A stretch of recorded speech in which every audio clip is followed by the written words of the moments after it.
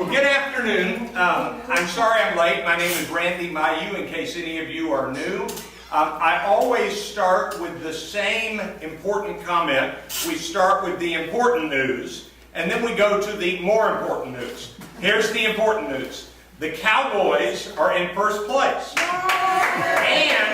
And even if they were to lose tonight, which they're not going to, we hope, they would still be in first place.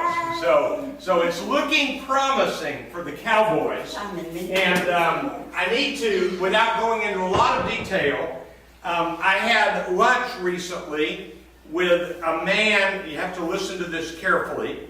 His wife is probably the closest friend to Stephen Jones' wife. Jerry Jones is the owner. Stephen Jones is the guy that runs the place. The reason they're close is that their daughters play soccer together. And very, very close. And he says that the Jones family is happier at the moment than they've been in prior years. So that's big news. And number two, if you're not aware, and this is not a minor point, there is a World Series going on. And it is the lowest television viewership of a World Series maybe ever. People are not watching it. And even though it's a pretty exciting series, one of the problems we have is we are so watered down in terms of what we watch. And I know I've told you this before, but let me remind you of a piece of history. Basically, everybody in the country who had a television on watched the Beatles on Ed Sullivan. You remember the night that the Beatles were on Ed Sullivan? All right, on that night, there were only 3 television stations in the country to speak of: CBS, ABC, and NBC. And even in the large cities, there were only 4 or 5 stations, a couple of independents along with the networks. And today, I mean, it is almost impossible for any program. The only program that gets those kinds of numbers is the Super Bowl every year. Nothing else does. And to give you some perspective, anybody remember ever watching All in the Family? All right. It was the #1 program on television. Today, anybody know the #1 program on television? It's NCI or something like that. I've never seen it. Something like that.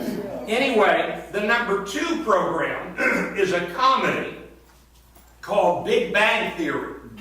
Its audience is significantly less than only 50% of All in the Family's audience.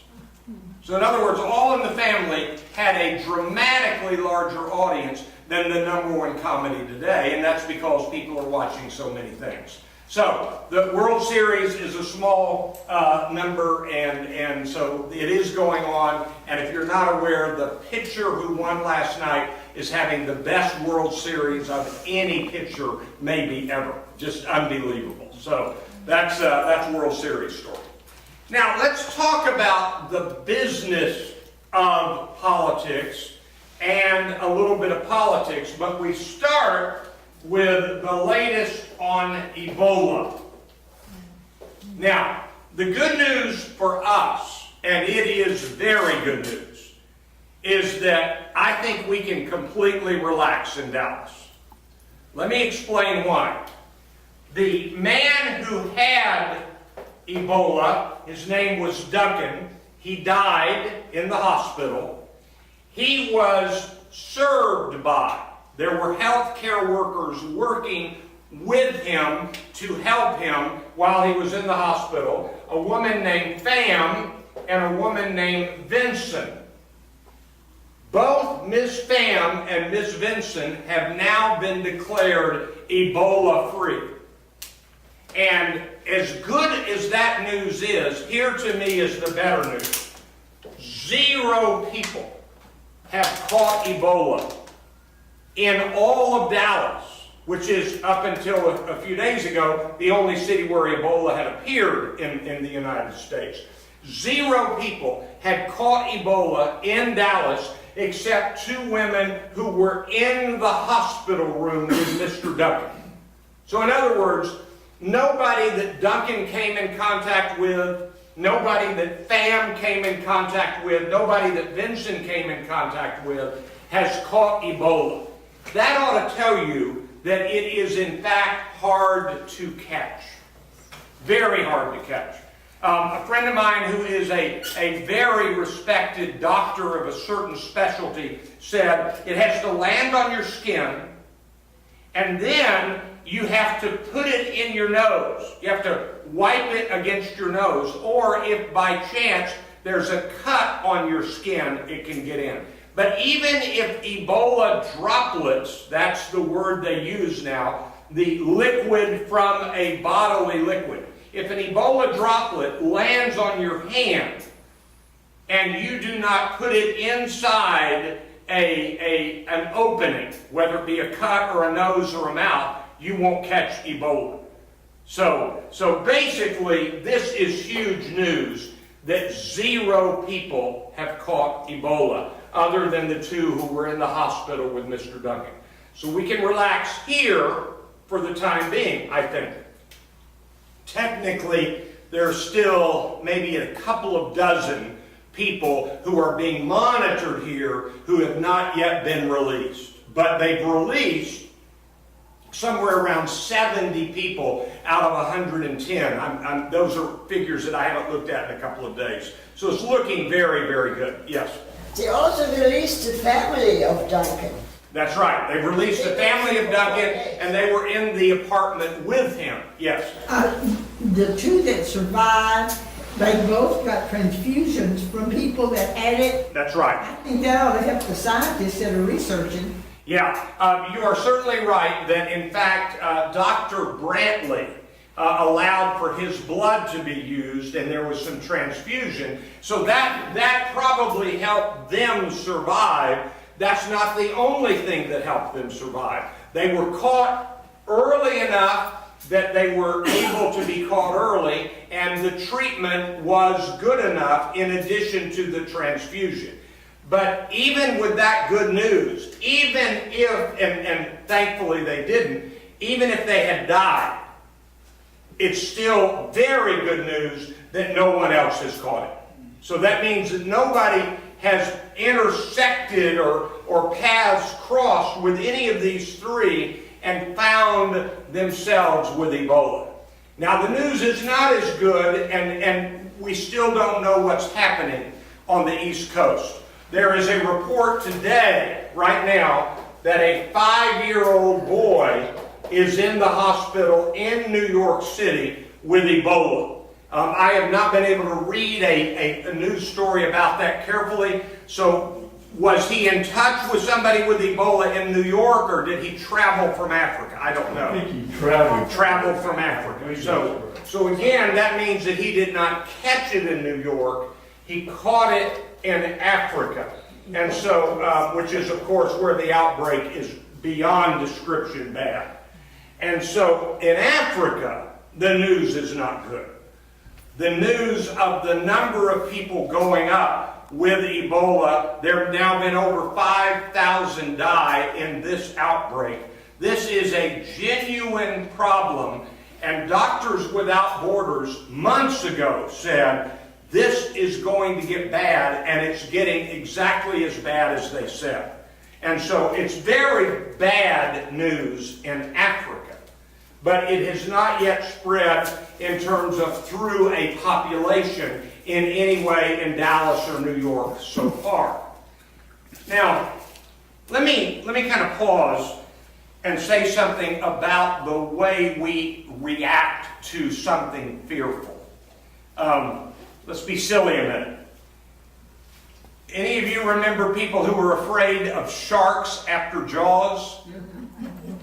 There were a lot of people who were afraid of sharks after Jaws, including my wife, by the way. And I had to remind my wife, you have to be in the ocean for a shark to get to you. We really do react with something akin to irrational fear. But I think that's happening with Ebola.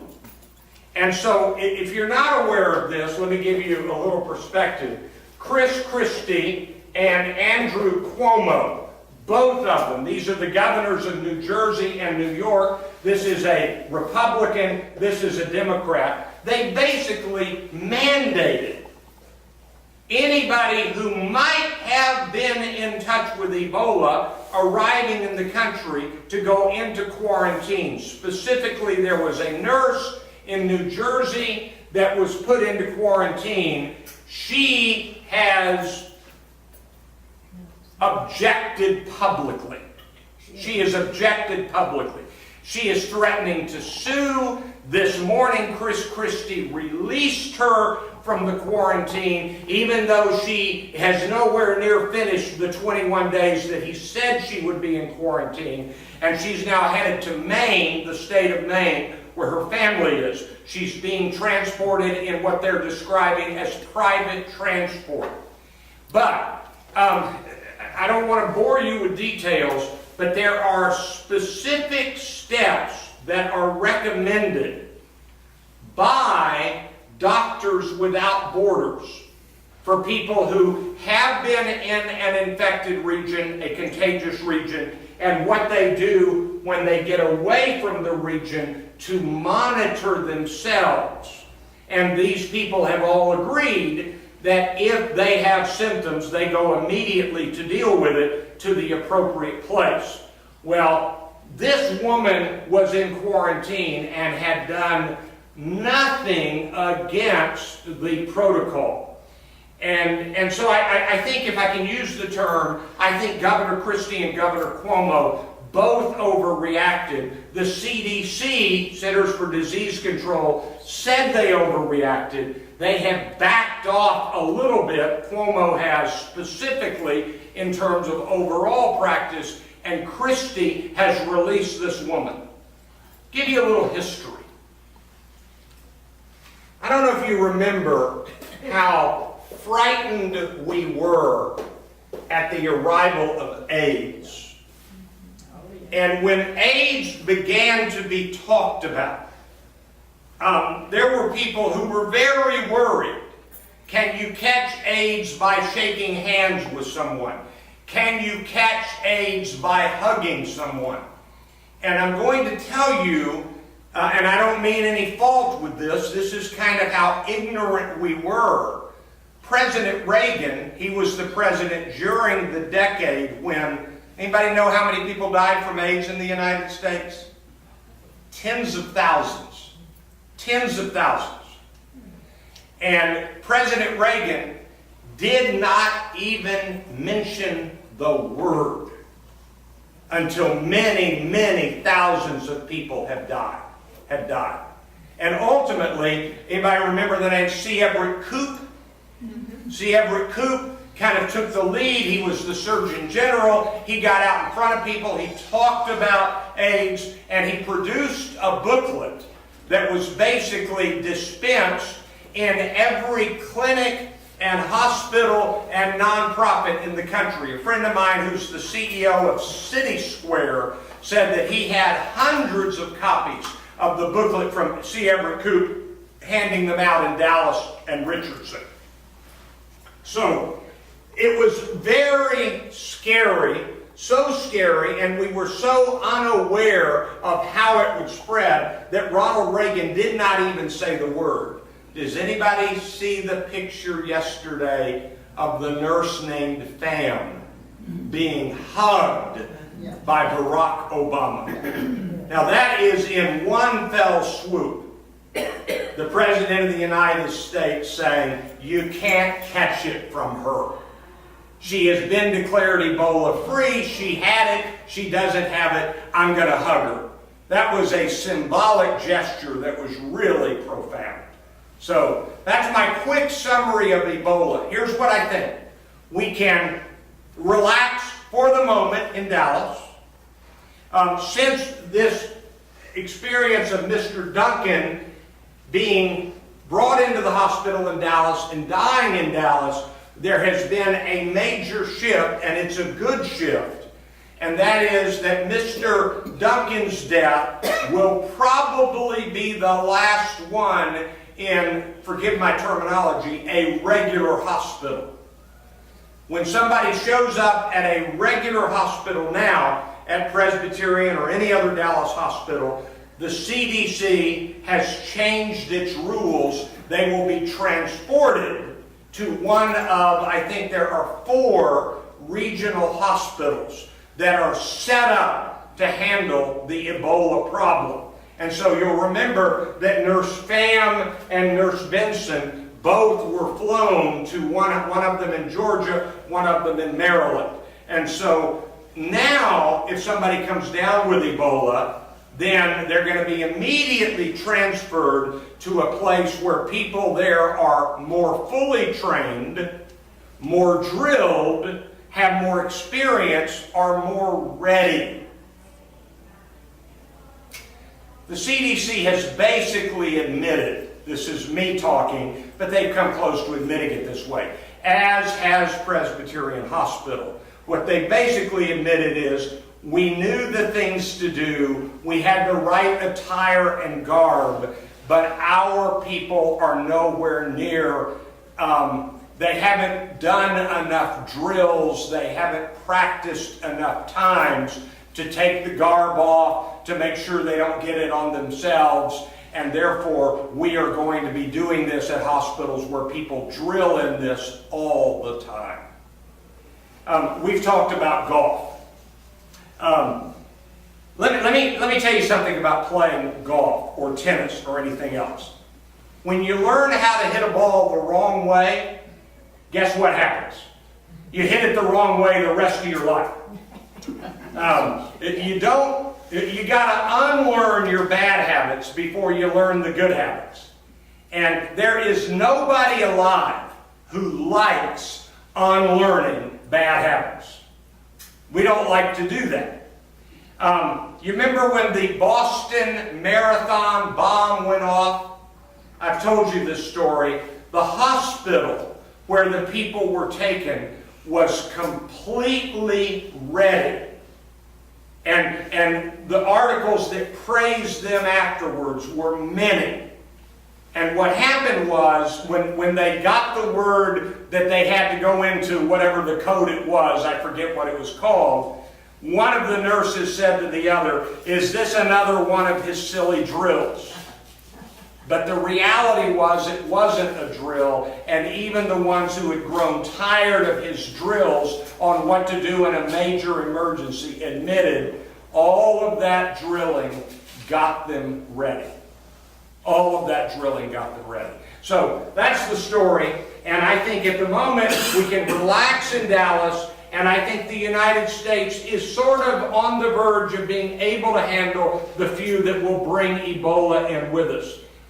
If we have a shift where somebody arrives in the United States and goes to eat and goes to a concert and people start getting Ebola, then things are going to change. But I don't think that's going to happen.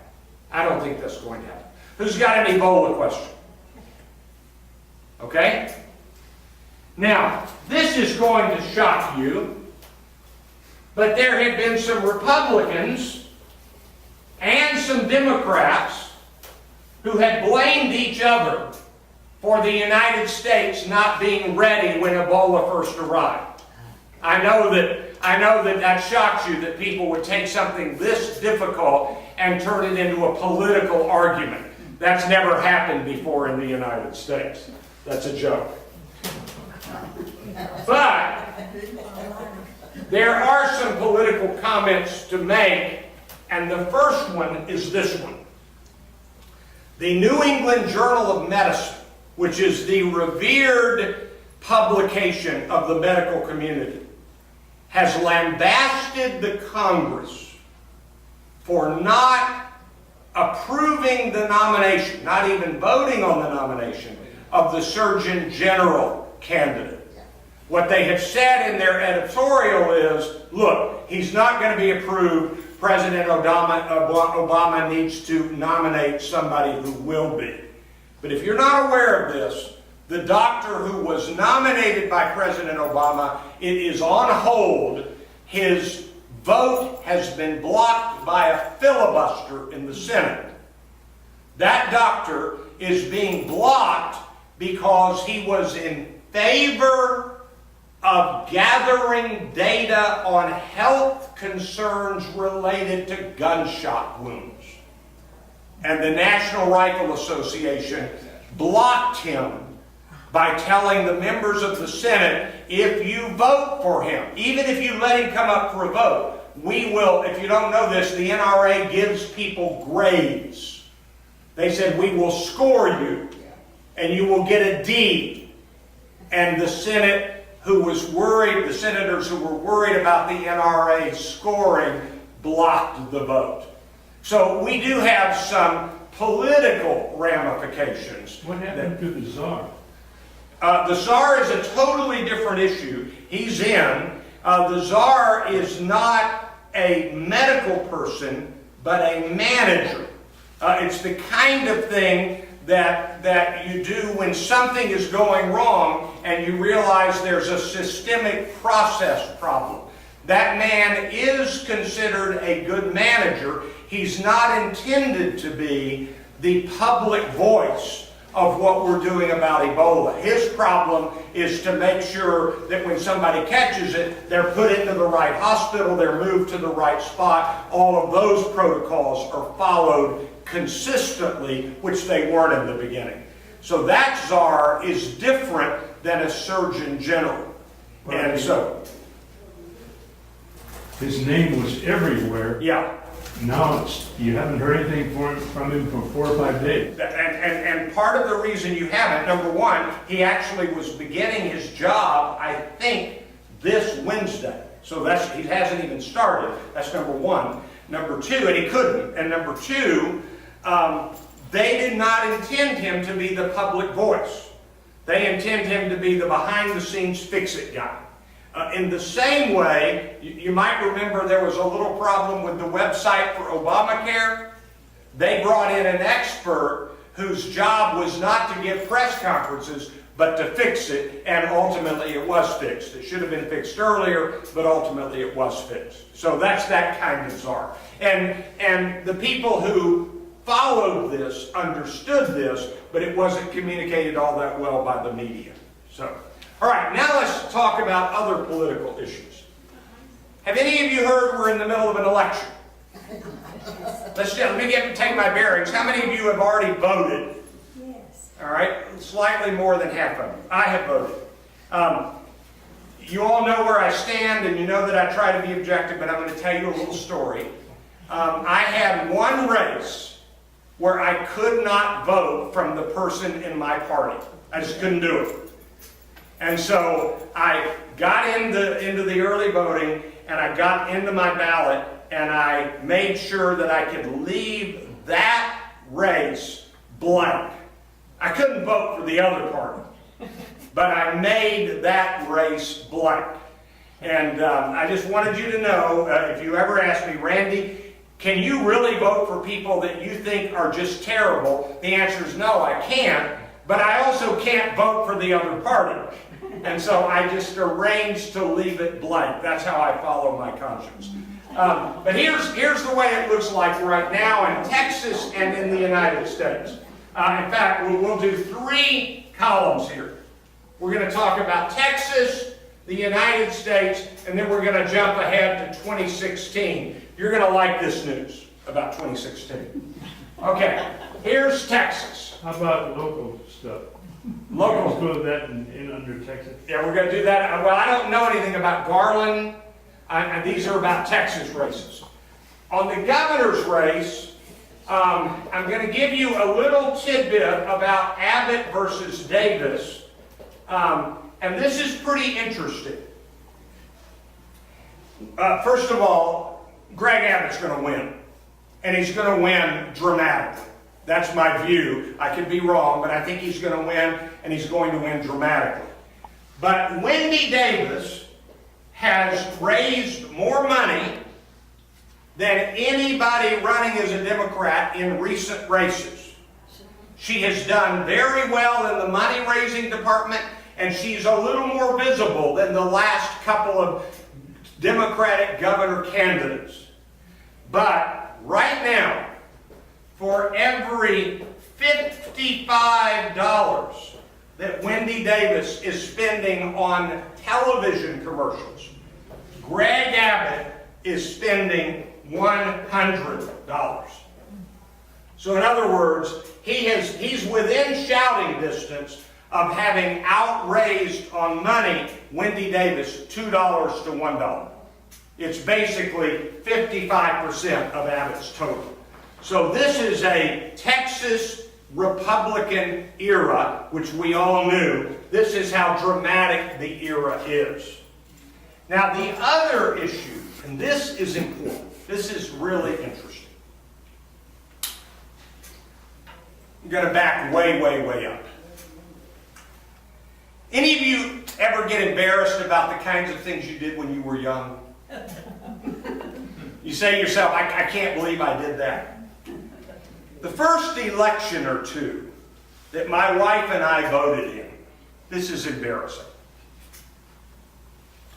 We hadn't yet learned how to really read up on every candidate. And by the way, in those days, there was no internet. You couldn't read their statements on their website. You had to rely on somebody. And so we both literally would carry into the voting booth the list of endorsements from the newspaper. Raise your hand if you've ever done that. Okay. Shame on you all, including me. So what we were doing was we were saying we're going to let the Dallas Morning News and before that the Los Angeles Times tell us who to vote for. We were young and naive, and we have come to understand that newspapers have agendas and now you need to be more responsible, and thankfully the technology helps us. We can read statements, etc. Yes? I got a quick question on that. I'd always used the League of Women Voters. Yeah, that's right. That's right. That was pretty non-biased. Yeah. What's your thoughts on that? That was a better choice than the newspapers, but I'm going to admit to you, I was an ignoramus. In my earliest voting adult days, I didn't really know about the League of Women Voters. So you're right, that is a more impartial source. But early in my life, I didn't even know how to get their list. It wasn't as readily available. Yeah. So these days it's readily available. So you're right about that. It's an impartial list. And the big mistake I made was voting for George McGovern. Which I'm embarrassed about. I voted for George McGovern, and I'm not embarrassed by it. I'm proud of it. So, anyway, that tells you what I am. Okay. So, anyway, I remember following the newspaper endorsements. Now, kind of hold that thought. I'm going to tell you a story. There's a video circulating on the internet right now. It's really good. It's 2 minutes, and it is about the home office of the future. And it's being reported, it's in a mock-up home office. It has 4 computer terminals. This is a home office, 4 computer terminals. Actually, one of them is a printer. One of them is a computer terminal that has 2 functions. It has weather maps and stock quotes. Another one has a magic of the future. You can make a phone call and look at each other on the computer. And the third one was one other specific function. I know I've told you all this. When Neiman Marcus sold its first computer, it was in a Christmas catalog. The computer was not tiny, it was pretty sizable, and it had one function. It was designed for the kitchen for housewives to keep their recipes on. That's a true story. All right, so this home office of the future, the reporter describing it was named Walter Cronkite, 1967. And all of the computer terminals in the commercial had the name of the company that was supposedly going to make the future computers. Do you think it was IBM? It was not. Do you think it was Apple? Apple had not been dreamed of yet. The name on the computers was, get ready for this, Philco. P-H-I-L-C-O. Philco. And I did a little research on it, and you all remember the cathedral radios. Yes. Philco made the cathedral radio. And in 1967, they thought they were going to be making the machines for the office for the future. Well, I think you know the result of that. Philco is long bankrupt. And my current students, get ready for this, have never heard of Walter Cronkite. I've tested it. I teach as an adjunct in the community college. These are freshman level students. They do not know the name Walter Cronkite. So, the world has changed. Now, I'm building up to this. In today's world, people get their news where they want to get it from. If you're a Fox News person, you go to Fox News. If you're a liberal, you go to MSNBC. And people make decisions based on their personal news source. And so this year, in Texas, right now, we are going to know if there is any remnant of clout left for newspaper endorsements. On the Abbott versus Davis race, it's about half and half. The newspapers of Texas, about half of them have endorsed Greg Abbott, and the other half have endorsed Wendy Davis. The Houston Chronicle went with Davis. The Dallas Morning News went with Abbott. It's about half and half.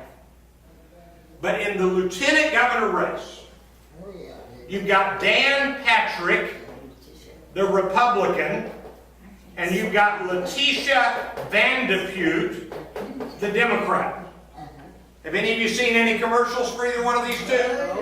I don't know how the TV stations are going to survive financially when these commercials end. So anyway, this has not been done in my lifetime in Texas. I've lived in Texas as an adult since 1987.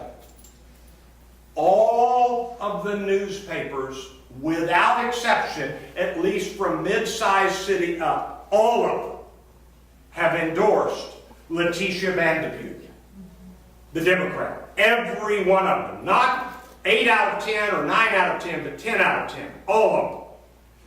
And what they have said, Houston Chronicle said, and I've read these editorials, Houston Chronicle said, Dan Patrick will be a demagogue as lieutenant governor. They used that language.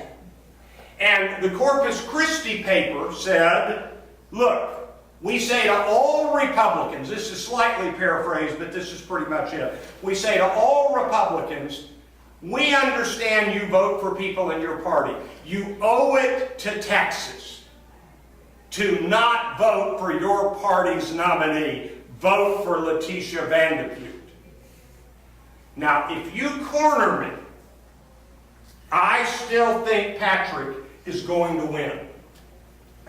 And if he wins, this will tell you that the day of a newspaper endorsement with any clout is over.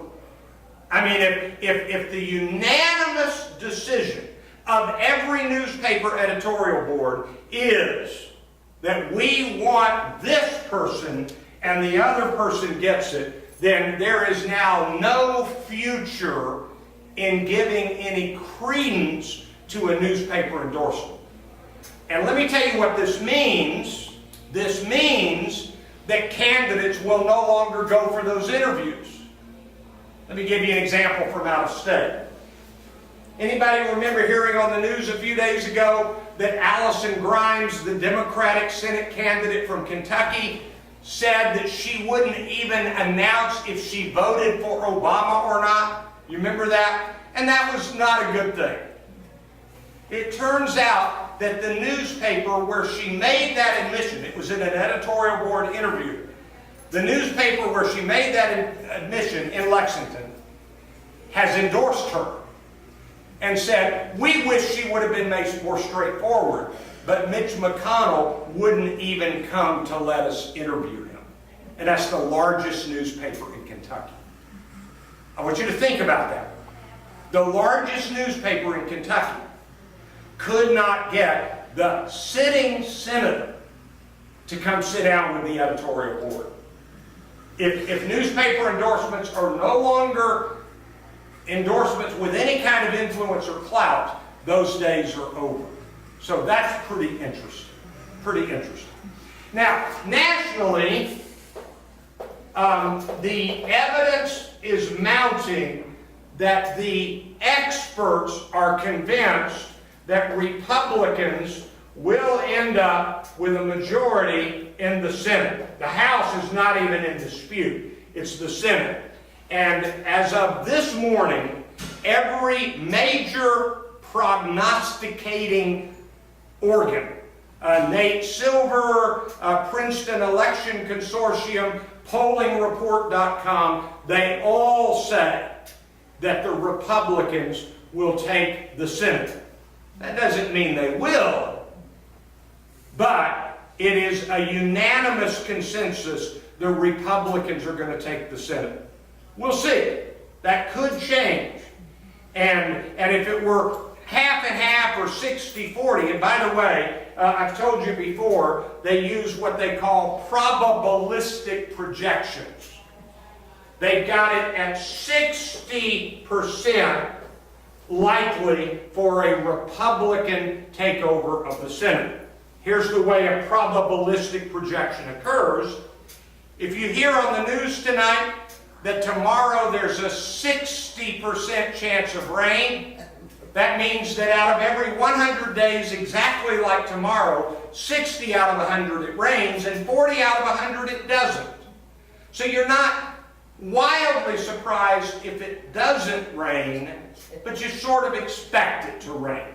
Well, that's what this is. You won't be wildly surprised if the Democrats take the Senate, but you sort of expect the Republicans to take it. That's a probabilistic projection, and that's where that stands right now. I don't need to go into the details per race, but they add up all the polls and all of the state races, and they come up with this.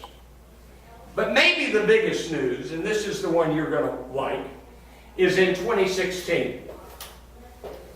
I've been saying all along that the Democrats will nominate Hillary Clinton, and they will, and I will be very surprised if they don't, and I'll be very surprised if she doesn't run. But I have been saying that the Republican nominee is going to be Ted Cruz. I still think that, because the early states have very strong conservative activists for the early nominating primaries in those early states.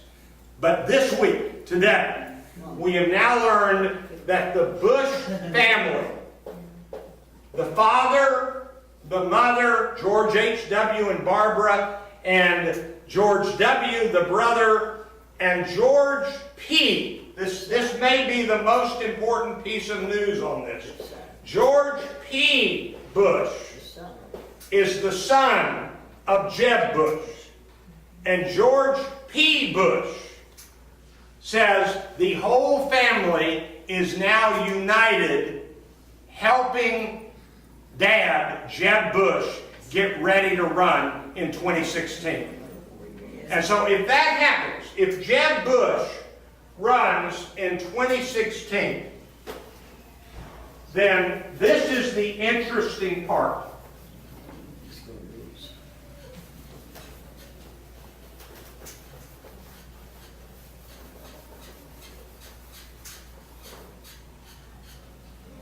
If 2016, the Republican Party has Jeb Bush running, then you're going to have Jeb Bush, and nobody likes this term, but he's the moderate Republican. He's not the most extreme right-wing Republican. if Jeb Bush runs, then it's going to be the Tea Party Republican against Jeb Bush, and at the moment, I think this is going to be Ted Cruz. Now, it's interesting, even the moderates are going to have trouble. Do they want Jeb Bush or, and I can't believe I'm going to use the word moderate to describe this, but let me tell you the Republican who is speaking out the most right now on international policy, and that's Rand Paul. And Rand Paul is generating waves on, for lack of better terminology, let's quit sending our military where it's more messed up even if we send them. And so he is recommending something akin to a more isolationist position on the military. So that's kind of my political overview. I'm expecting Texas to go fully Republican, stay Republican. We'll see about Patrick. I think the Senate will go to Republican, and in 2016, I still think it'll be Cruz versus Clinton, but the moderates are all excited about Jeb Bush. Yes? How about Romney? He's been acting with a lot. My view is that if Jeb Bush did not run, Romney would. But if Jeb Bush decides to jump in with both seats, I think Romney will not try to run against him. That's my view. I've not read that anywhere, but that's my current view. So that's what I think will happen. Who's got another question about politics? That bothers me a lot. All right. There has been some ads by one of the political parties All right. where they have brought in young girls between the age of 10 and 14, and they use a 4-letter word in their ads. Oh. I cannot. I can't comment. I haven't seen it, but I'm not. I don't doubt you. Beautiful young ladies. Okay. Their parents had to allow this to happen. That's right. Yeah. Now, it's my Yeah. belief it's from the liberal side. Okay. I haven't seen the Check me ads. out on it. Yeah. I'll try to look for it. Just- Yeah. I would agree with you that that would be unacceptable. I would not favor that. Okay. All right. Now let me. We're down to just a few minutes. I started late. I'm going to go late, but we're still down to a few minutes. Let me do a couple of other things. When you ask the question, as I do every week, what's the biggest news of the day? Let me give you a little tidbit that's breathtaking. Can anybody tell me what happened in the year 1492? Columbus sailed the ocean blue. Get ready for this. In 1472, 20 years before Columbus, a bank in Italy was established. I apologize, I forget the exact name. It has been kind of the foundational bank of Italy since 1472. Today, in Italy, today they have announced that this bank is basically, I'm using my word, bankrupt. It has been the premier solid bank in Italy since 1472. Today, they're deciding in Italy whether or not to bail this bank out, and I think 5 others. I think it's 6 banks in real trouble in Italy.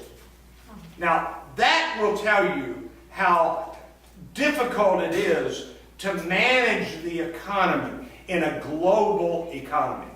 I'm going to leave here, and I'm going to stop at Quick Trip on on Citadel, where I'm going to buy gasoline for $2.55 a gallon.